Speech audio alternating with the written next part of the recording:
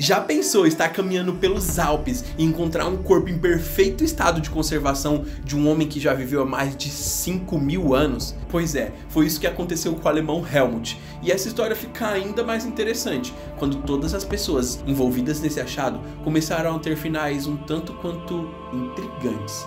Então, conheça Otzi, o homem de gelo que vai te deixar intrigado.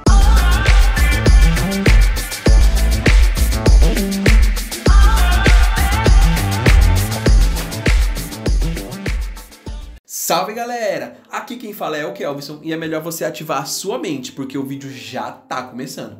E galera, no ano de 1991, o alemão Helmut Simon estava caminhando pelos Alpes com a sua esposa Erika Simon, quando de repente eles encontraram um corpo emergindo do gelo na base de um glaciar que estava em estado de derretimento.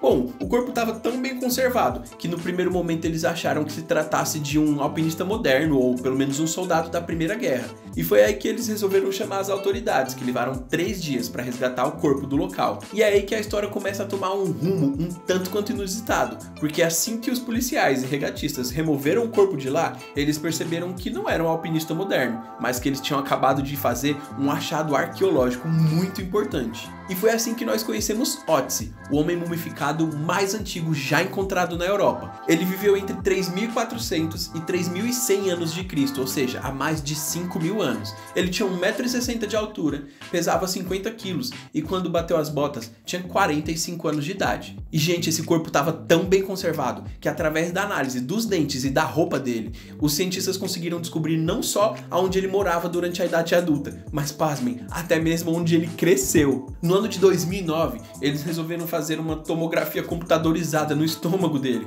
e eles descobriram até mesmo que ele tinha feito 2 refeições antes de... bom, vocês sabem. E essas refeições eram carne de veado, grãos, raízes e frutas. O alto nível de cobre e arsênico que foi encontrado no corpo dele indicam que ele provavelmente trabalhava com fundição de metais. O seu machado, por exemplo, era de cobre puro. Além disso, os cientistas também examinaram as proporções da tíbia, do fêmur e o pelvis dele e descobriram que Otzi caminhava bastante. Então a principal hipótese é de que ele fosse um pastor de ovelha nas grandes altitudes. Quando Otzi foi a óbito, ele estava com uma capa de lã, um casaco, uma calça com cinto e sapatos feitos de couro de diferentes tipos de pele. Ah, ele também estava usando um gorro feito com pele de urso. Além das suas roupas, junto com o corpo dele também foi encontrado um machado com lâmina de cobre e cabo de madeira, uma faca com lâmina de pedra e uma aljava com 14 flechas, sendo que 2 delas estavam quebradas. Ah, e também tinha um arco. E fala sério, gente, é impressionante a quantidade de informações que eles conseguiram levantar, ainda mais se tratando de alguém que, bom, vocês sabem, já tinha morrido há 5.000 anos. Ah, e eles também notaram que ele tinha mais de 60 tatuagens pelo corpo e elas pareciam ter fins medicinais,